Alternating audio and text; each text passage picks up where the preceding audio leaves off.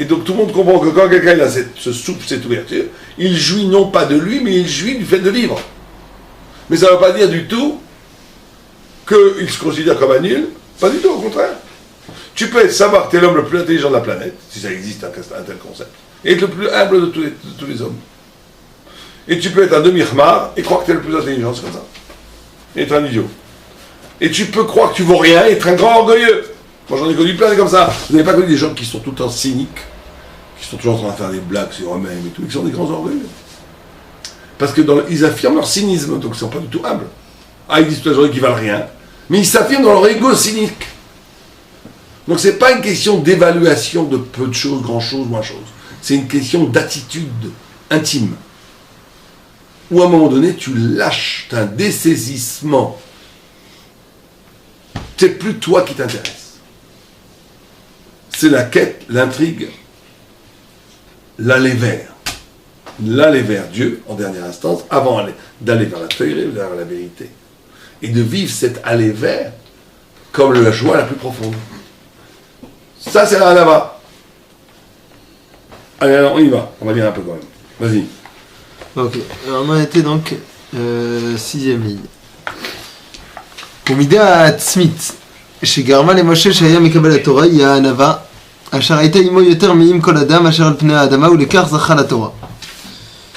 Donc cette qualité-là qui est donc l'humilité, qui se trouvait essentiellement chez Moshe, a fait en sorte que tout simplement Moshe a pu être celui qui a reçu, à travers lequel on a reçu la Torah.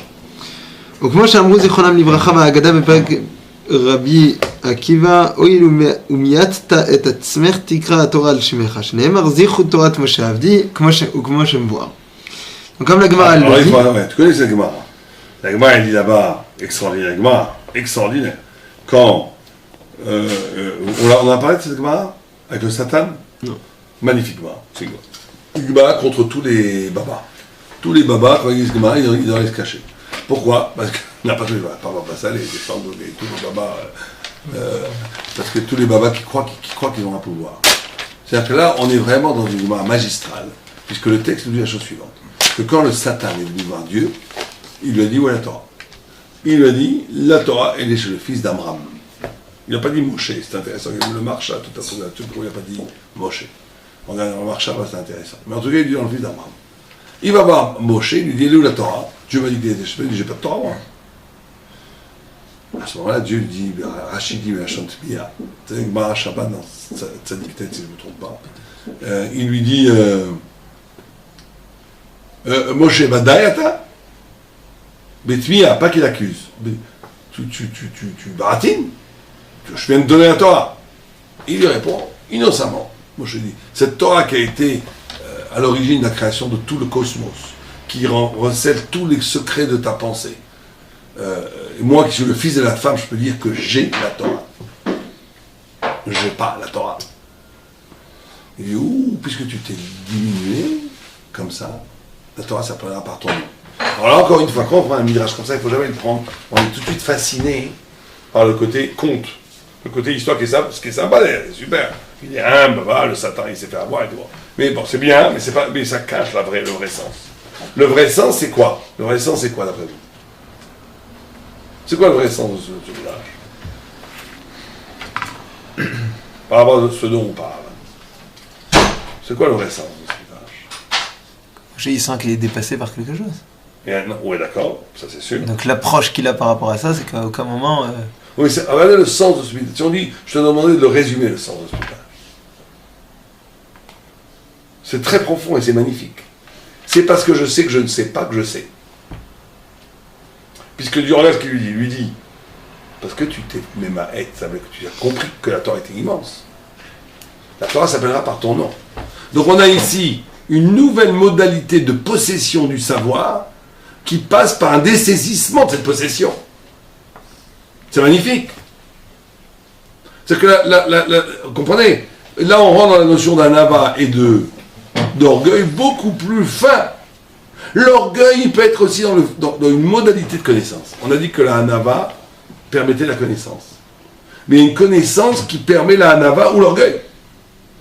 Dès que tu es dans une posture de connaissance, où tu es sur le concept, où le concept prend la mesure de ta conscience, où l'idée est modulée par rapport à ton pouvoir cognitif. Et que donc tu réduis la vérité à ta conscience. Tu es dans l'orgueil. Pas forcément le mauvais orgueil, encore une fois, hein. On est dans les concepts fins ici. C'est-à-dire qu'on peut être un gars très sympa, pas du tout orgueilleux, mais tu te sens t'en rendre compte, tu es en train de faire un geste orgueilleux là. Tu es en train de réduire la vérité à ta conscience. Et donc quelque part, cette vérité que tu es en train d'apprendre n'est pas à toi. Parce que tu n'as rien, tu n'as que toi. Tu n'as que toi. L'idée que tu manipules n'est que le concept de ce que tu es. Donc tu n'as rien. Tu n'as pas la Torah. Mais quand je suis dans une posture où je ne suis pas sur le concept, où ma conscience ne module pas et ne formate pas les concepts avec lesquels je suis en train de dealer, je suis dans une posture d'humilité. Ça veut dire que le concept m'excède, me dépasse. C'est-à-dire que le raisonnement de l'infini divin dans les idées est toujours là. D'accord ? À ce moment-là, j'ai une conscience dont la texture elle-même est humble. Et donc, à ce moment-là, cette conscience dont la texture elle-même, elle donne l'ouverture à l'infini. Elle donne une shayachut à l'infini.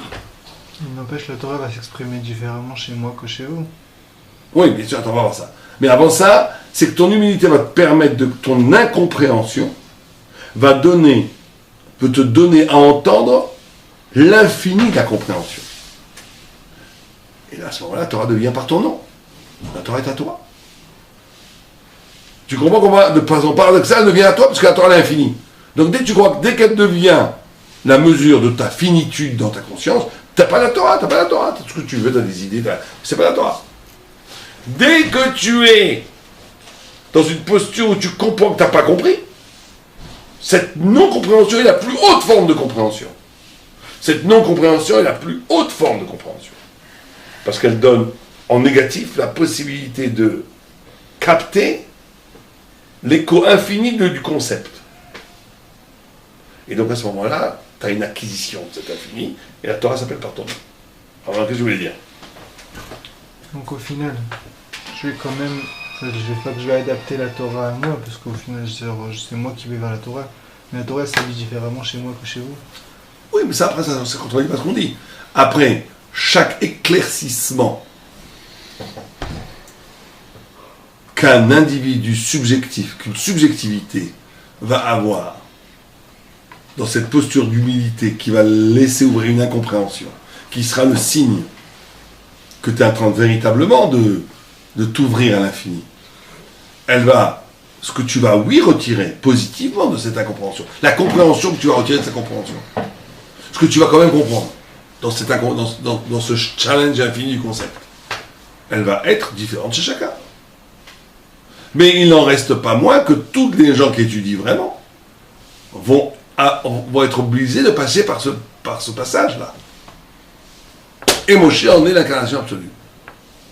Donc Moshe, c'est pas juste là du baratin humble, qu'il a dit, tu m'as la Torah, tu m'as donné la Torah, je suis rien du tout, je ne suis rien, bravo, t'es tellement humble, c'est magnifique. C'est pas ça. C'est que Moshe, c'est au contraire. Il dit, mais si je dis que je comprends, j'ai rien compris, je suis pas un idiot. Je vais pas me faire avoir par le Satan. Le Satan, c'est ça le Satan, la tentation. Oh, Moshe, t'as la Torah, c'est toi là. Tu vas te détendre, tu es le plus grand des babas. Tu détiens le pouvoir des pouvoirs, tu détiens la parole de Dieu, tu détiens la baguette magique, tu peux tout faire. Mais il y a un Kinyan Torah, on dit. Ouais, mais le Kinyan Torah passe par ce dékinyan, encore une fois. Et donc c'est un shlav d'intronisation. Le Kinyan Torah, c'est un mimélé. C'est de la Kabbalah. C'est Kabbalah, tu reçois. Comme dit dans la Mishnah Shecharim. Alors, moi, il n'avait pas fait ce Kinyan ? Non. Ce Kinyan, tu peux jamais l'affirmer, quoi. Que mimélé. Tu te fais que par conséquent. Il n'est jamais. Alors, il est toujours. Et à quel niveau que tu sois, tu n'as jamais la Torah. Positivement, je veux dire. Alors, qu'est-ce que j'ai ? Tu vois ce que la Torah. Une partie de la révélation de la Torah, qui n'est pas toute la Torah, qui vient de ce que tu as pu comprendre de ton incompréhension. Et donc il te reste des résidus de compréhension. Des résidus de compréhension qui sont des résidus d'incompréhension. C'est comme ça qu'il y a un brit, un lien entre l'infini et le fini, entre la conscience finie de l'humain et la révélation. C'est le secret même de la révélation. Parce qu'en vérité, comment veux-tu qu'une pensée révélée, qu'est l'infini, puisse rentrer dans une conscience finie? Je ne peux jamais affirmer alors que je suis détenteur d'une Torah. Que tu es quoi? Que je suis détenteur de la Torah. De toute la Torah, jamais. Mais que tu es détenteur d'une idée, que tu es persuadé que c'est de la Torah, parce que dans cette idée même, elle n'est pas totale, elle n'est que le début d'une découverte de cette idée, ça c'est Kinyan Torah. Et ça même, il faut se battre, même jusqu'à la mort pour l'affirmer. Je comprends quelque chose. C'est que toute vraie compréhension, elle est riche d'une autre compréhension. C'est ça qu'il faut bien comprendre. Toute vraie compréhension, elle est riche d'une promesse d'un futur mouvement de révélation. C'est le signe implacable d'un vrai sphara. Et donc, c'est ça la posture d'humilité. Alors, au contraire, tu dois dire, j'ai ma Torah, mais j'ai pas la Torah. Et ta Torah est cautionnée comme Torah, parce que Dieu en retour dit c'est ta Torah, si elle est dans ce processus d'humilité. Donc ici, on est dans des choses très importantes, fondamentales. Au final, comment la Torah elle a pu être chez Moshe? Comment? Comment Dieu il a pu dire Torah de Moshe alors au final? Parce que c'est suffisant pour un homme. C'est suffisant pour un homme de savoir qu'il n'a pas tout compris pour avoir un niveau de compréhension de Torah de Moshe. C'est-à-dire que si tu n'as pas tout compris, tu as compris. Tu n'as pas tout compris, tu as compris la Torah. Tu as compris ce que c'est la Torah. C'est ta Torah maintenant, ça me cède. Tu es dans la bonne position. Pendant continue à apprendre toute ta vie. Mais tu as compris que c'est beaucoup plus grand que toi. Tu as compris que ta conscience, elle a un problème avec l'infini. Tu as compris que tu es obligé de t'effacer. Et tu as compris tout ça. C'est ta Torah. La Torah est à toi. Elle est pour toi, la Torah. Torah de Moshe. Mais dès que tu arrives comme un baba, j'ai quand je vais vous donner la solution, je suis la science infuse. C'est des rigolos, ces gens, c'est des dangers publics. Pourquoi? Parce qu'ils sont en train d'instrumentaliser. Ils sont en train de rendre. C'est la sorcellerie. C'est comme les goïms. C'est la Bodazara, presque. C'est-à-dire que c'est une instrumentalisation de la spiritualité au service d'un pouvoir humain. C'est le contraire de la Torah. Il n'y a pas plus contraire de la Torah. Le Tony Lapide à côté d'eux, c'est des taniqués. Je ne dis pas tous les babas, hein, je dis ceux qui sont comme ça, qui sont la plupart des grands ignorants, qui se instrumentalisent la Torah pour affirmer une puissance. Il n'y a rien de pire. C'est vraiment dit que tout celui qui dit que j'ai toute la Torah, mais plus Torah et non. Les dieux. Oui, c'est un autre texte. Donc on voit combien les midotes, la Nava et la Torah, et le Kinyan Torah, tout ça est incroyablement lié. C'est pour ça que j'ai capable de me voir vers la Torah, mi-naissance. C'est impossible, comme Dieu qui soit riche de Torah. Alors continuons. Ok. ובעירובין, אצל לא בשמיימי לא בגסה הרוחי, שאין לתורה שייכות כלל לגז רוח, שהוא בעל מידה גשמית. La Gemara d'Aïrovine dit aussi, à propos du bateau qui dit que la Torah ne se trouve pas dans le ciel, qu'elle ne se trouve pas chez les personnes qui sont hautaines. שאין לתורה שייכות כלל לגז רוח, שהוא בעל מידה גשמית, parce que toute personne hautaine est donc propriétaire sera donc dotée d'un mauvais penchant, qui sera matériel et donc qui bloquera la Torah.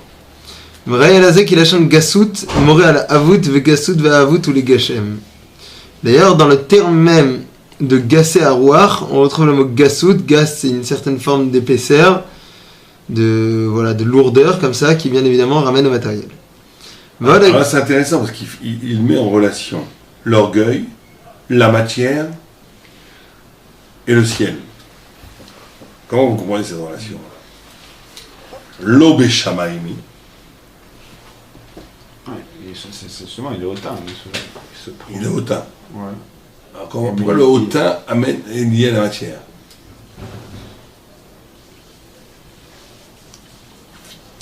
Et pourquoi c'est lié à la notion de shamaim, de ciel?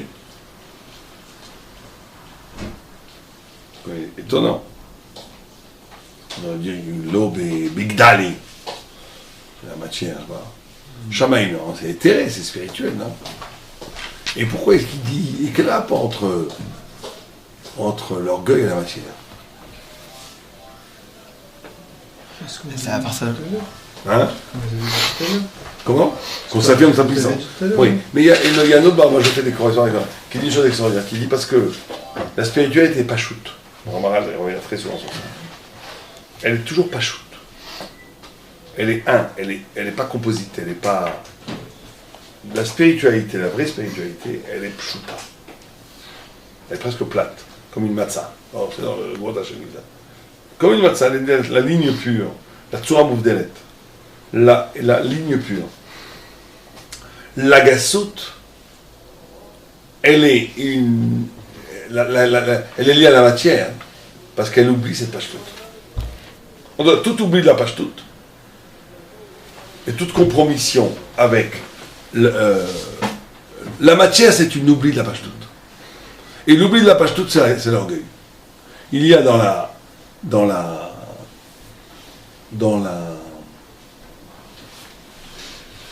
spiritualité quelque chose de très simple que l'orgueil fait oublier. Très simple.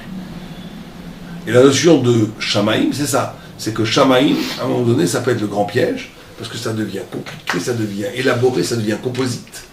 Ça devient qu'il faut aller très haut, et tout ça, à un moment donné, peut rentrer dans la logique de la matière, et donc de l'orgueil. Bon, ça c'est, derrière c'est un autre baral, donc Baruch Hashem. Allez, continuons. ועוד הגשם. ועוד, הגשם יש לו רחקים מוגבלים. וזהו מידת גז רוח שהוא מגביל עצמו